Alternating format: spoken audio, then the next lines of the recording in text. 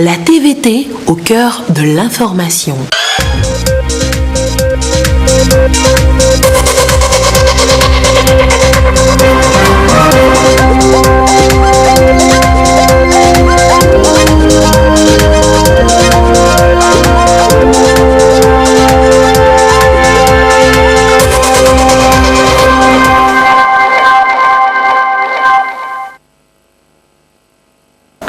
Heureux de vous savoir au rendez-vous du 20h sur la télévision togolaise. Madame, Monsieur, bonsoir et voici les titres de cette édition. Demain, 29 novembre, débute sur toute l'étendue du territoire national l'opération de révision des listes électorales pour la présidentielle de 2020. Une opération de 3 jours à laquelle prendra également part les Togolais de la diaspora. Vous écouterez le président de la CENI dans cette édition. Et puis les Togolais de l'extérieur sont à l'honneur à partir de ce jeudi et ce pour demain lors du forum des réussites de la diaspora ouvert ce jour. Les 77 délégués pays du Haut Conseil des Togolais de l'extérieur ont été connus et vous les découvrirez également dans ce journal. Voilà donc pour les titres. D'abord, sachez que le président de la République Forest Zimna Nyazingbe a procédé ce matin à l'inauguration des ponts sur les rivières Kara et Kumongo. Et tout a débuté avec l'arrivée du chef de l'État sur les lieux ce matin. Et au propos de vivre ici l'ambiance de cette arrivée du chef de l'État et l'accueil qui lui a été réservé par les populations bénéficiaires.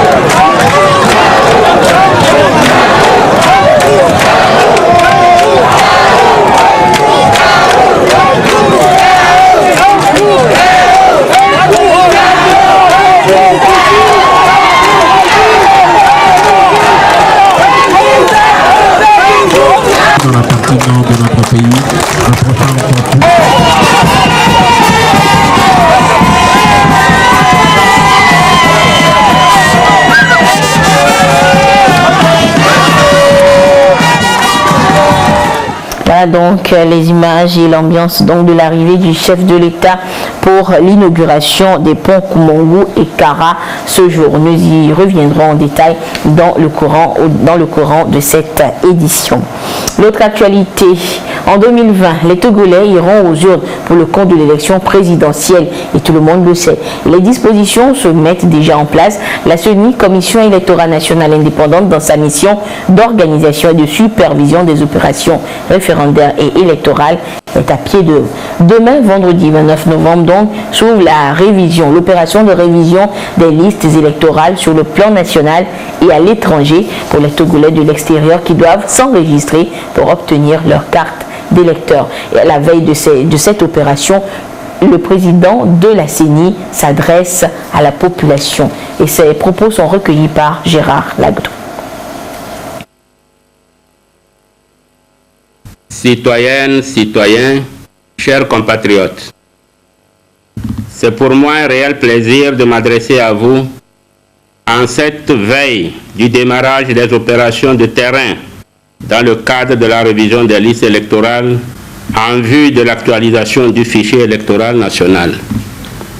Conformément au décret numéro 2019-152/PR en date du 13 novembre 2019, la période de révision des listes électorales au Togo pour l'élection présidentielle de 2020 se déroulera du 29 novembre au 1er décembre 2019 de 7h à 16h GMT au Togo et en heure locale dans les pays retenus pour le vote des Togolais de l'étranger.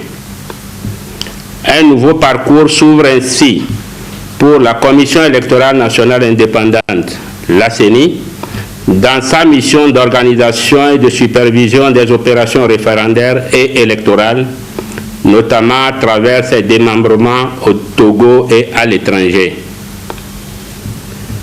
Il s'agit tout particulièrement, il faut le préciser, en cette phase du processus d'opération de révision des listes électorales au plan national et de recensement pour les Togolais de l'étranger.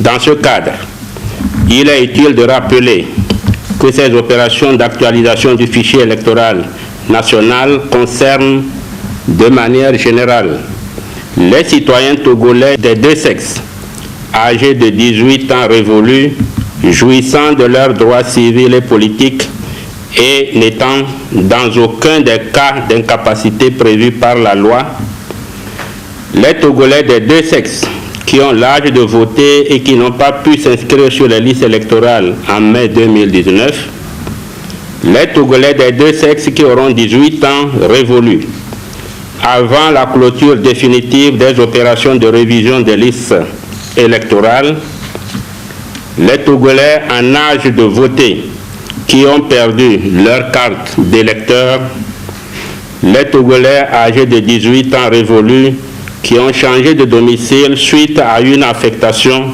ceci en vue de leur transfert dans les nouveaux centres de recensement et de vote de leur résidence.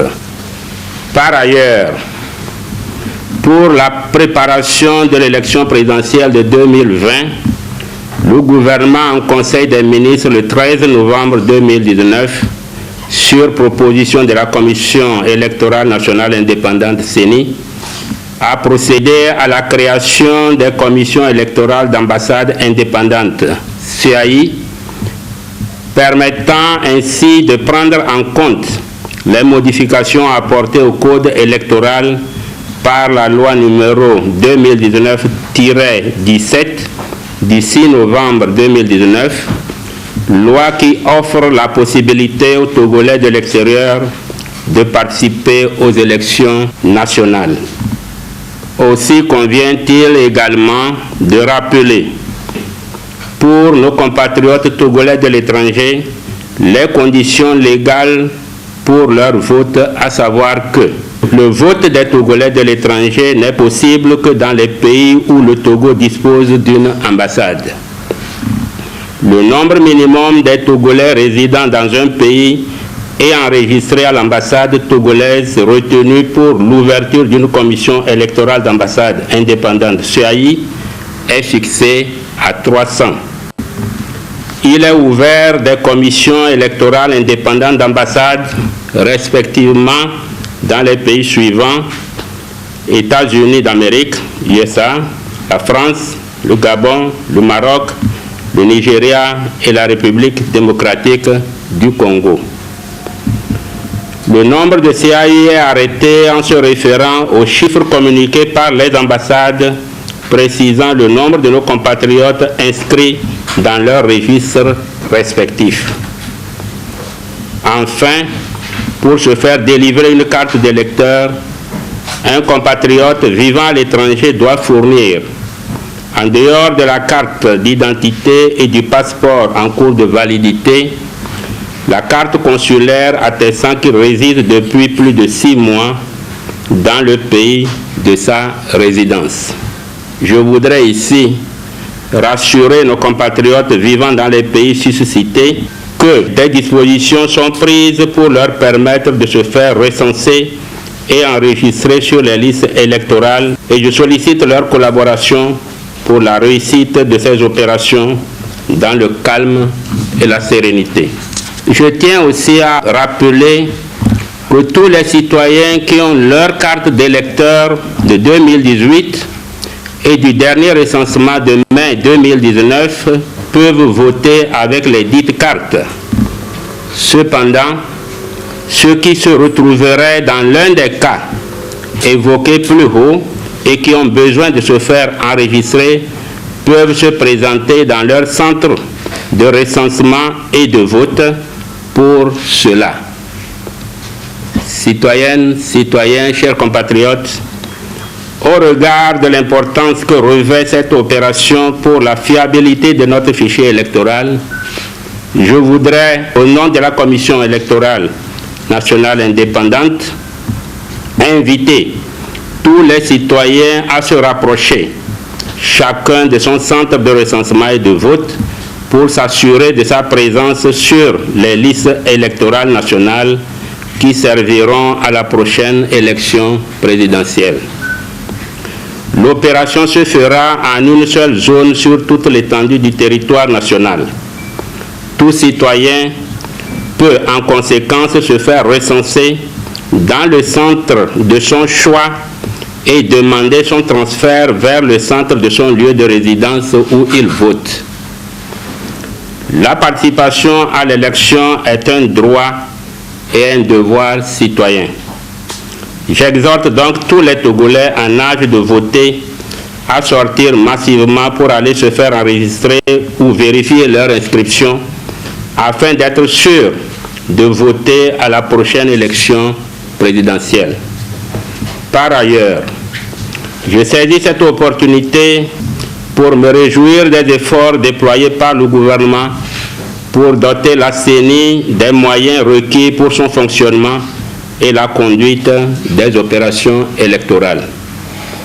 De même, tout en saluant l'importante et habituelle contribution de nos chefs traditionnels, je voudrais encore une fois les inviter à appuyer, comme ils savent si bien le faire, nos équipes de terrain pour cette mission républicaine et, au besoin, à leur fournir les informations fiables pour la radiation des citoyens décédés ou ayant perdu les qualités requises par la loi pour figurer sur les listes électorales. Je saisis aussi cette occasion pour remercier et féliciter les forces de l'ordre et de sécurité pour leur professionnalisme dans la sécurisation du processus électoral. J'appelle par ailleurs tous les démembrements de la CENI et tous les agents électoraux à beaucoup de rigueur dans l'accomplissement de leurs tâches. L'inscription des concitoyens sur les listes électorales doit se faire conformément aux dispositions du Code électoral. Citoyennes, citoyens, je voudrais en appeler au sens patriotique et de responsabilité de chacun et de tous, afin qu'au terme du processus, nous disposions d'un fichier électoral national complet, répondant aux standards internationaux. J'encourage donc toutes les parties prenantes à œuvrer dans le sens de la réussite de ces opérations, encore une fois, dans le calme, la sérénité et la paix. C'est donc convaincu de l'adhésion de tous à cette opération que je lance officiellement pour compter de ce vendredi 29 novembre 2019 les opérations de révision des listes électorales pour l'élection présidentielle de 2020. On l'a donc compris, la diaspora est concernée par cette opération de révision qui débute demain. Et les Togolais de l'extérieur, justement, sont à l'honneur à Lomé ces 28 et 29 novembre. Le forum des réussites de la diaspora a été ouvert ce matin. Et les 77 délégués pays du Haut Conseil des Togolais de l'extérieur ont été connus à cette cérémonie. Quelle sera leur mission? Augustin Kossi nous en parle. Content de vous revoir. Merci beaucoup. Environ 2 mois après leur mise en place, les délégués pays du Haut Conseil des Togolais de l'extérieur sont de retour au Bécaye. C'est le forum des réussites diaspora. 117 au total, ils devront servir d'interface entre le gouvernement et les autres Togolais vivant à l'étranger. Mais d'abord, ils se forment sur le leadership, le management pour leur intégration au processus de développement du pays. Il a fallu que les 117 délégués retenus qui sont au niveau de chaque zone puissent se retrouver ici à Lomé pour qu'on puisse vraiment d'abord faire leur connaissance, discuter entre eux et les former parce que c'est important pour le renforcement des capacités. Et puis il y aura des communications thématiques sur comment gérer disons le processus HTE. Il y aura la formation sur le PND. Les discussions portent également sur les questions d'intérêt commun, la mobilisation des ressources et des compétences, les investissements dans les projets de développement. Une mission noble, car selon le ministre Robert Doucet, quand la diaspora réussit, c'est le Togo qui gagne. En travaillant à réussir, chacun de nos compatriotes partout dans le monde, et vous, ici qui les représentez, vous aidez notre pays à réussir. Le gouvernement voit dans la diaspora un partenaire au développement et apprécie à sa juste valeur votre mobilisation autour du présent forum au cours duquel vous serez installés et édifiés sur la portée de votre mission et sur les responsabilités qui vous incombent. Cette manifestation de 2 jours vous permettra de mieux connaître vos rôles, les attributions et les statuts du délégué pays, les relations entre les délégués pays et les missions diplomatiques et consulaires de votre pays, ainsi que de disposer des informations utiles sur les facilités et les possibilités que la nation offre à la diaspora en guise d'accompagnement et d'aide à l'initiative. La création du HCTE répond donc à un besoin, celui d'une organisation mieux structurée des contributions de la diaspora. Les Togolais vivant à l'étranger sont estimés aujourd'hui à des centaines de milliers. Ils détiennent une forte proportion dans le produit intérieur brut. Lomé abrite la rencontre sous-régionale d'échange sur les stratégies politiques des États pour soutenir la coopération et le développement des zones transfrontalières des pays de l'UEMOA. Et c'est depuis hier à Lomé. L'objectif de cette rencontre est de renforcer la coopération transfrontalière et lutter contre la criminalité. Voyons cela avec Estelle Konlani et Dodo Waré. Ils sont ici à Lomé, acteurs de développement et de la coopération transfrontalière de l'UEMOA, pour identifier les actions fortes et prioritaires à mettre en œuvre pour la 2e phase du programme de coopération transfrontalier local. Les collectivités territoriales sont au centre des stratégies de développement communautaire.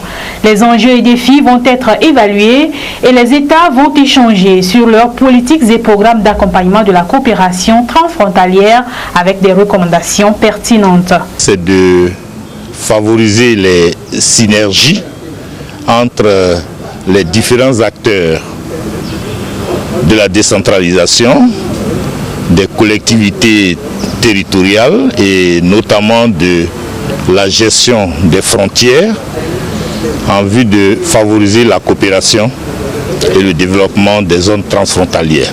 Donc il s'agira pour les participants de dégager des réflexions qui vont leur permettre d'identifier des actions ou des projets majeurs pouvant être intégrés dans le cadre de la mise en œuvre de cette 2e phase. Des millions de dollars sont mis à la disposition des collectivités territoriales lors de la 1re phase, avec beaucoup de mécanismes impulsés par le Conseil des collectivités territoriales de l'UEMOA.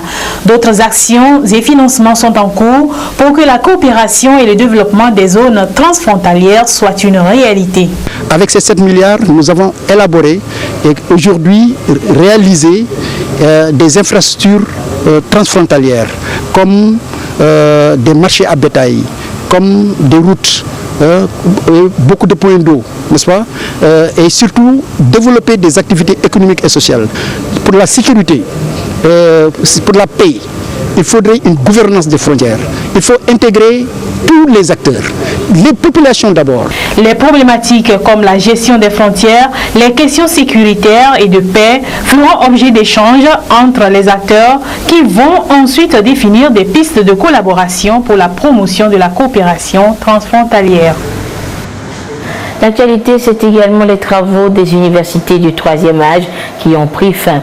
Les 2 jours de partage donc pour le bien-être de ces personnes fragilisées par le temps. Et le gouvernement togolais prend des engagements et promet un avenir meilleur aux personnes âgées. Ekosala nous en parle. Une relaxation après le déjeuner. L'exercice vient boucler la boucle de la 3e édition des universités du 3e âge. 2 jours d'échange et de partage riches en conseils pour une vie saine et épanouie. C'est des moments d'éducation, de conseils pour les personnes âgées, de comment nous pouvons nous tenir, comment nous comporter au niveau de la santé, au niveau de la nutrition, pour bien vivre, mieux vivre, vivre dans la joie, sans beaucoup de maladies.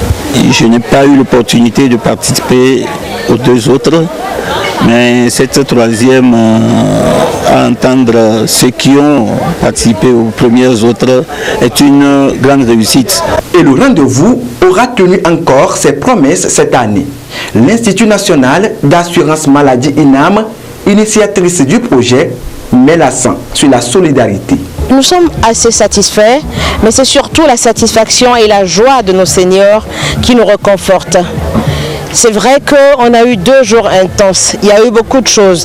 On a parlé de neurosciences, on a parlé de nutrition, on a parlé de santé, mais surtout de solidarité. Celui qui cotise ne sait pas à quel moment il va tomber malade, ni de quoi il va souffrir. Et c'est un message qu'il me plaît de porter souvent, parce que je suis consciente et certaine qu'on a besoin de solidarité sur la terre pour avancer, surtout pour les risques sociaux. Pour la première fois, la Caisse nationale de sécurité sociale CNSS se joint à l'événement. La première responsable de l'institution rassure que des efforts seront déployés pour améliorer davantage la protection sociale.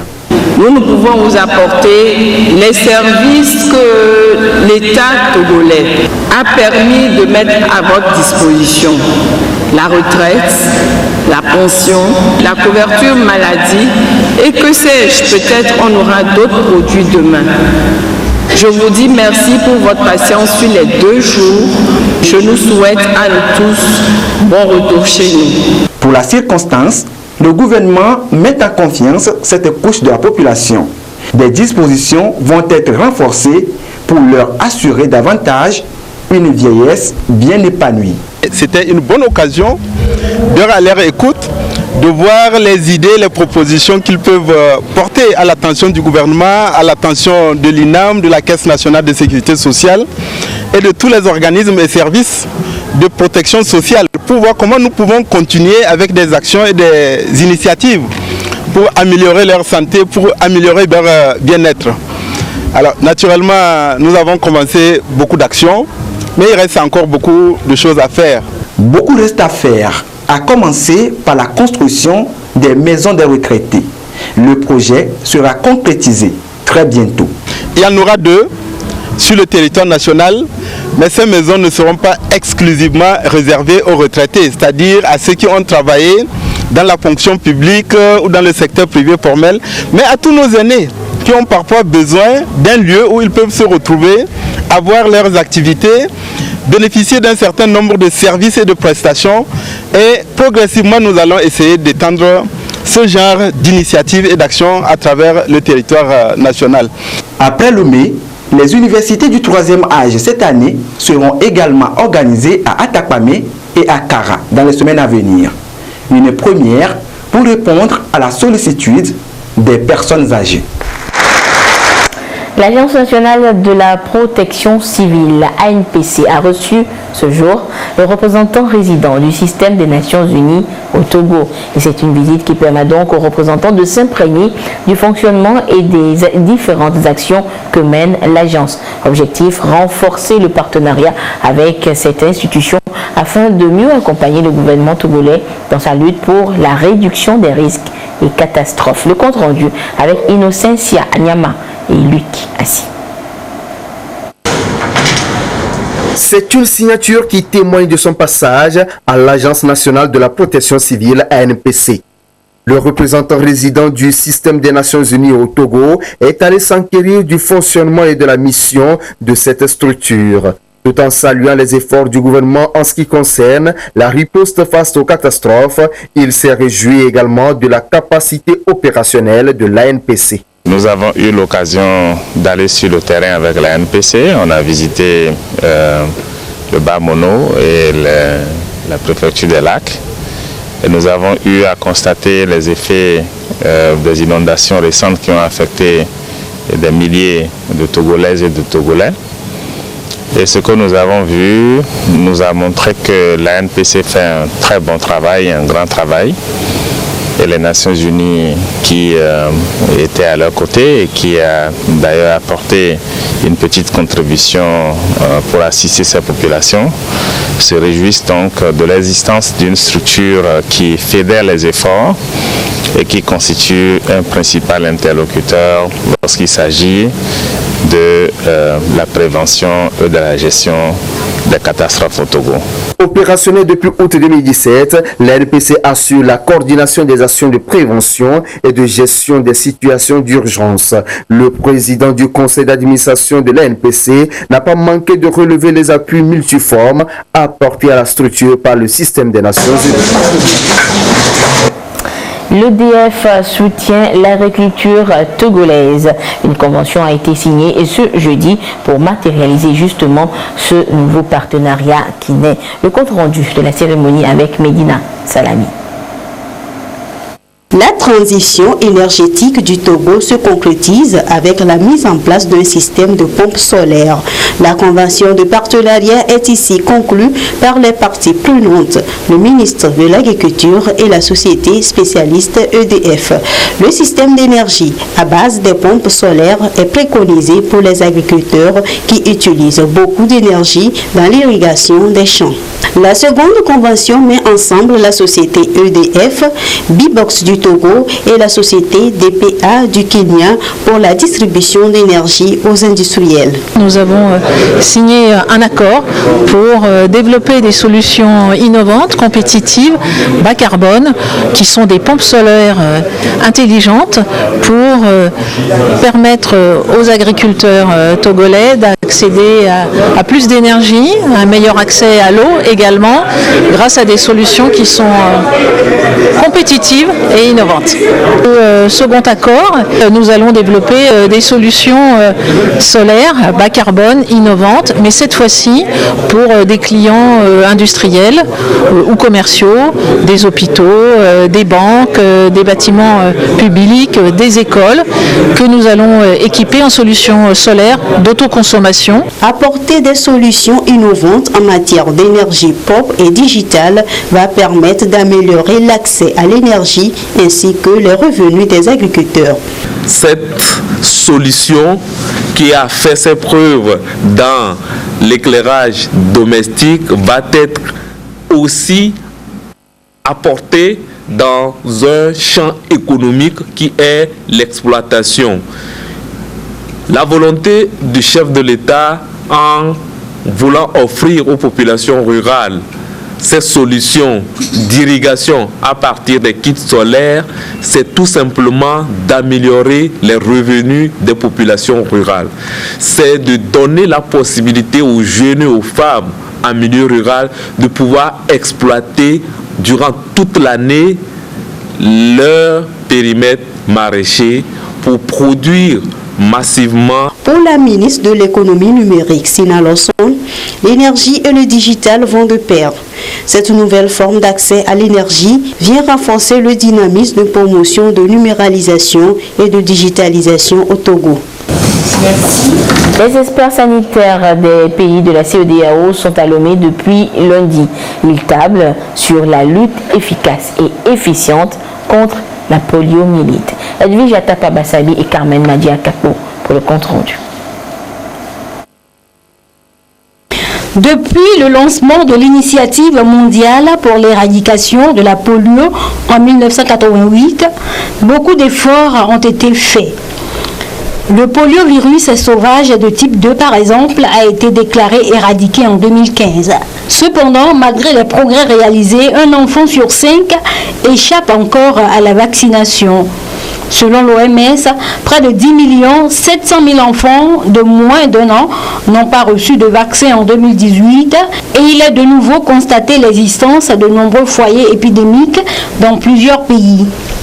Les acteurs en charge de la gestion de l'éradication de la polio dans la zone CEDEAO reçoivent ici les meilleurs outils pour mieux lutter contre cette maladie. La rencontre de Lomé est motivée par le fait que nous faisons face à une grosse épidémie de polio en Afrique et particulièrement en Afrique de l'Ouest. Il s'agit des cas de poliomyélite dérivés de la souche vaccinale de type 2. Au jour d'aujourd'hui, tous les cas que nous avons enregistrés en Afrique sont environ 70% localisés en Afrique de l'Ouest, avec beaucoup de pays qui sont contaminés. Le Niger, le Nigeria, le Bénin, le Togo, la Côte d'Ivoire et le Ghana. Et donc nous avons décidé d'organiser cet atelier à Lomé, pas pour les pays qui sont déjà touchés, mais les pays qui ne sont pas encore touchés. Au Togo, un cas de poliovirus a été détecté cette année dans la préfecture de l'Est Mono. Une campagne de vaccination sera donc lancée dans toute la région des plateaux ce 27 novembre pour efficacement empêcher la propagation de la maladie.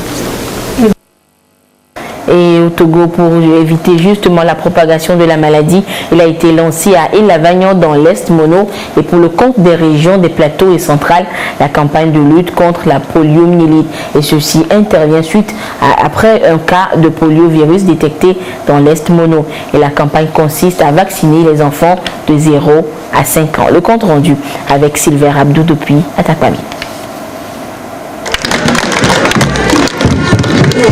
Le 15 octobre dernier, un cas de poliovirus a été détecté dans l'Est Mono, ce qui nécessite une riposte vaccinale, d'où cette campagne de vaccination de riposte synchronisée contre la poliomyélite officiellement lancée ici à Elavagnan pour le compte des régions des plateaux et centrales.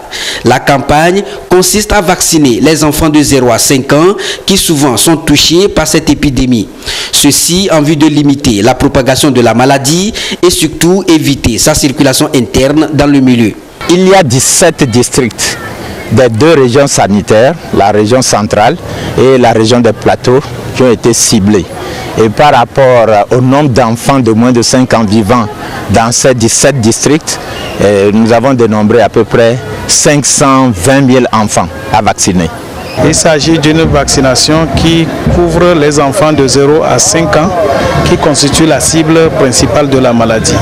C'est le lieu ici de remercier vivement le gouvernement et au-delà le chef de l'État, mais aussi les partenaires en développement, l'Organisation mondiale de la santé et l'UNICEF pour tous les efforts qu'ils font au profit de la population du Togo. L'administration du vaccin aux enfants se déroule du 28 novembre au 1er décembre pour le premier tour et du 12 décembre au 15 décembre pour le deuxième tour.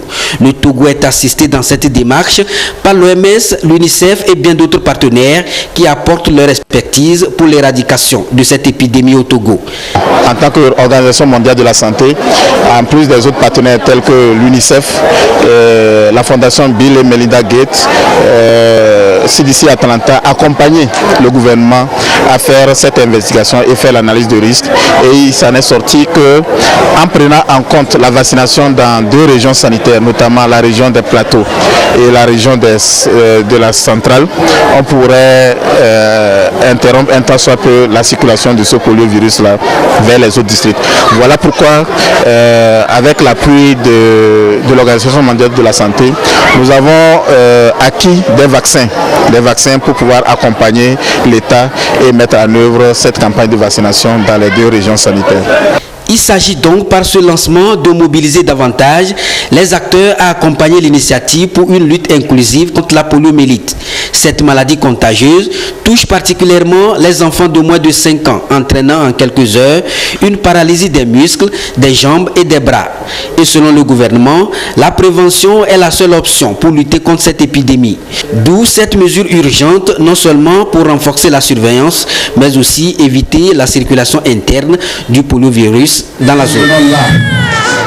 Et on vient une fois encore aux préparatifs de la présidentielle de 2020 au Togo, qui est au niveau du parti Union pour la République. Les militants se mobilisent. Les responsables du parti, Grand Lomé, ont été conviés hier à une rencontre d'échange et de partage sur les enjeux justement du processus électoral en cours. Augustin Kossi pour des précisions. On est très unis.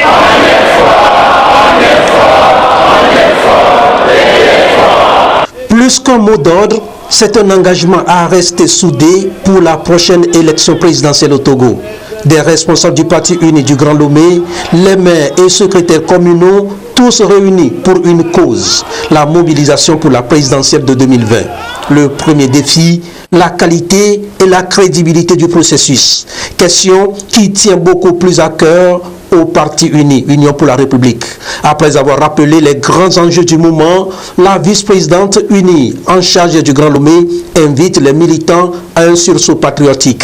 Et autour du militant Gilbert Bawara de décliner le rôle et la responsabilité de chaque militant pour la victoire de leur formation politique en 2020. Le processus est en cours et tout ce qui concerne les différentes étapes est ici à l'ordre du jour. Il a été question d'échanger sur la situation politique actuelle, sur le processus électoral et sur le rôle qui est le leur sur le terrain. Nous avons rappelé l'importance de la paix dans notre pays. Nous avons dit que rien ne vaut la paix, parce que sans la paix, aucun développement ne peut être mis en œuvre. Toutes ces informations doivent être relayées à la base pour que tous les militants et sympathisants du Parti uni soient informés. Et puisque les circonstances l'exigent, ils sont appelés à rester prudents pour garantir la paix et la sécurité partout et pour tous. Et les jeunes du parti section Ogou ont pris part de leur côté ce week-end à une séance de restitution du programme des universités de la jeunesse qui a eu lieu il y a 3 mois à Lomé. Il s'agissait de leur rappeler ce qui a été fait, les grandes lignes et les différentes orientations données en vue de leur engagement autour du parti. Le compte rendu avec Sylvain Abdou. Avec la jeunesse. En août dernier, s'est tenu à Lomé le programme des universités de la jeunesse du Parti UNIR, Union pour la République. Un engagement du MJU, Mouvement des Jeunes Unis, pour rappeler à la jeunesse certaines valeurs à promouvoir, notamment la non-violence, la discipline, la compréhension mutuelle destinée à favoriser le développement du pays. À ce rendez-vous, le rôle de la jeunesse a été également rappelé aux jeunes du Parti UNIR, surtout en ces périodes des grands enjeux électoraux. Ce sont ces informations qui sont ici partagées à Atapamé avec les jeunes de Logou, une restitution pour les amener à rester dans la même dynamique en vue de bien accompagner le parti, c'est-à-dire mieux soutenir la politique du chef de l'État. Donc c'est une fois pour appeler la jeunesse à la prise de conscience, au travail, parce que dans UNI, nous reconnaissons pensons que c'est la jeunesse qui est le socle, qui est le fer de lance. Et bientôt, nous avons les élections en vue. Donc, la jeunesse est venue pour relancer ses activités, prendre conscience et se rappeler de ses fonctions et d'y prêt à la victoire de notre champion fort et Sozona Gnassingbé. Cette activité enracine encore la jeunesse dans le parti et ça lui donne maintenant les pas à suivre pour les déroulements électoraux à venir. Les messages ont été favorablement accueillis par les jeunes qui ont promis rester mobilisés autour de leur champion, c'est-à-dire le président du parti. Parlant là des thématiques qui ont été débattues, il y a d'abord l'histoire du Togo qui a été visitée, c'est-à-dire l'histoire du Togo de 1946 à nos jours. Ensuite, les enjeux et défis de la communication ont été débattus et il a été aussi question du rôle de la jeunesse, parce que vous êtes sans savoir que la jeunesse constitue l'ossature, la force du parti. Ensuite, nous avons eu aussi la chance d'échanger des problèmes de l'heure, de l'actualité de nos jours.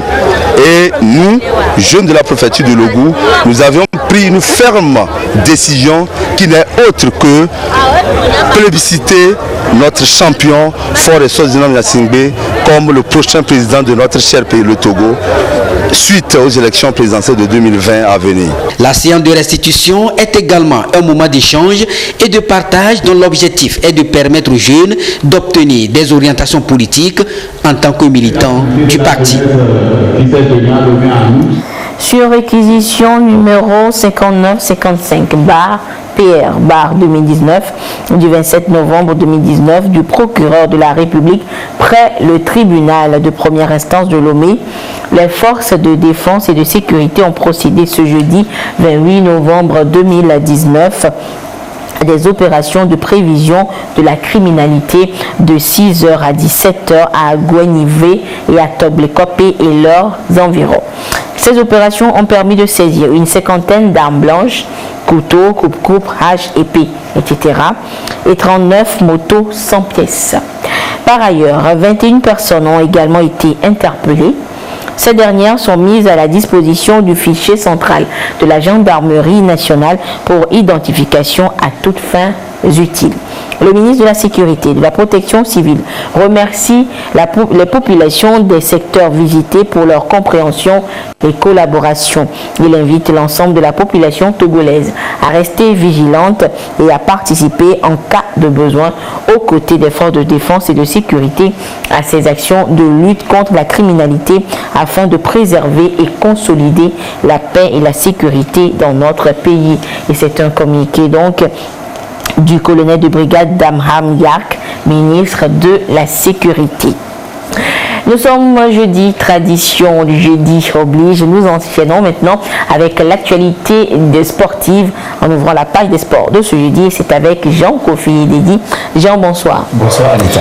Jean, les jeunes filles togolaises passionnées de sport en général et de volleyball en particulier auront bientôt de quoi s'occuper. Effectivement Anita, et ce sera à travers le démarrage le 14 décembre prochain du projet Jeunes filles leaders par le sport et le développement du volleyball féminin. Ce projet initié par la lauréate 2019 du trophée Femmes et Sport du CIO, la Togolaise Nathalie Noamechi, se veut un créneau pour promouvoir l'émancipation féminine par le biais du sport. Compte rendu Afrin Johnson.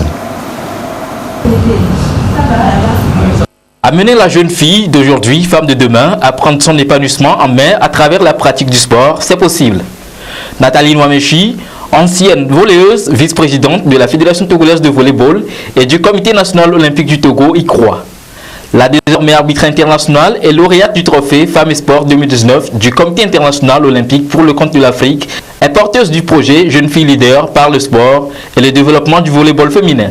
Le projet est sur deux phases. Il y aura d'abord une course populaire à l'endroit des jeunes filles des collèges et des lycées. Rassembler ces jeunes filles, transmettre les messages sur les valeurs de l'olympisme, l'excellence, le respect, l'amitié et aussi leur inculquer cette culture de la pratique sportive qui va développer en elles la confiance en soi, la détermination et le courage. La deuxième phase concerne le développement du volleyball féminin et nous allons sélectionner des filles qui auront entre entre 10 à 14 ans, mais de grande taille, pour les soumettre à un programme d'entraînement et pour qu'elles puissent, dans les 3 années à venir renforcer l'équipe féminine, cadette et junior du volleyball.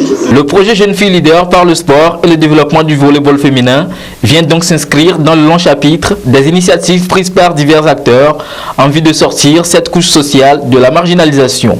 Il visait à impacter la vie de la jeunesse féminine togolaise au moyen d'une participation massive aux activités sportives et contribuer à l'autonomisation de celles-ci. Les activités de ce projet démarrent le 14 décembre prochain par la course populaire qui se déroulera dans les villes telles que Lomé, Palimé, Kara et Dapaon jusqu'en janvier 2020. Heureux sont les sportifs. Nous connaissons les joies du dépassement de soi. Du dépassement de soi. De dépassement de soi. Et Jean, en football, on connaît les finalistes du championnat militaire et paramilitaire, édition 2019. Et effectivement, Anita, il s'agit de la police nationale et du régiment commando de la garde présidentielle RCGP. Les demi-finales ont été disputées hier, mercredi, sur le terrain de l'état-major général des forces armées togolaises. La police nationale a battu la gendarmerie nationale 5 tirs à 4 après un temps réglementaire de 0,8 partout, tandis que le RCGP a eu raison de la marine nationale sur la plus petite des marques d'un but à 0. Compte rendu Martin Sandani Mankoubi. Avec plusieurs titres à son actif, le régiment commando de la garde présidentielle RCGP en maillot vert avait l'avantage sur le terrain, mais n'a pas pu prouver son jeu face à une formation jeune de la marine nationale très en forme. Les deux équipes ont joué équilibré au cours de la première période, sans pour autant trouver de faille dans une partie extrêmement fermée qui s'est soldée par 0 but partout à la pause. À la reprise, le RCGP use de son expérience, mène plusieurs tentatives dans le camp adverse et finit par obtenir un penalty à la 82e minute. Penalty transformé par Rachidou Asman. RCGP 1, Marine Nationale 0, score qui permet aux Bérets Verts de se qualifier pour la finale. En premier mi-temps, ils n'ont pas su gérer le match et ils sont tombés dans le jeu de l'équipe adverse parce qu'on n'a jamais vu les Marines jouer, donc ils ne savent pas comment évoluer ils développent leur jeu et c'est ce qui a fait que la première mi-temps, on a joué ça tambour battant jusqu'à ce que la deuxième mi-temps au vestiaire, on a su corriger les lacunes et remettre les tactiques en place et c'est ce qui a fait que le but est arrivé sur penalty. La Marine n'a pas démérité, ils ont bien joué. Seulement, ce qui les a manqué, c'est la condition physique.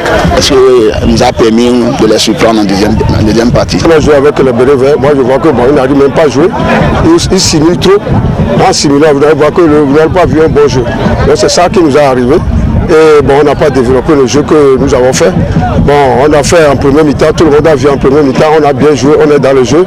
On fallait marquer, mais on n'a pas marqué. C'est en deuxième mi-temps, on veut jouer un peu la récupération pour faire contre-attaque rapide. Bon, compte tenu de l'équipe adversaire, puis on nous a sifflé un pénalty que tout le monde a vu.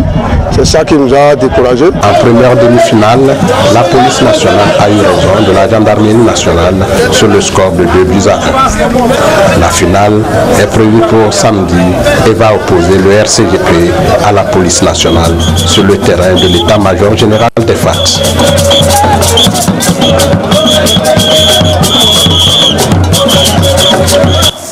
Et j'ai une dernière information. Comme d'habitude. Voici le prochain rendez-vous des sports sur la Ponière. C'est samedi à partir de 13h45 dans Sport et Détente. Merci Jean et on se retrouve donc jeudi prochain pour une autre page des sports.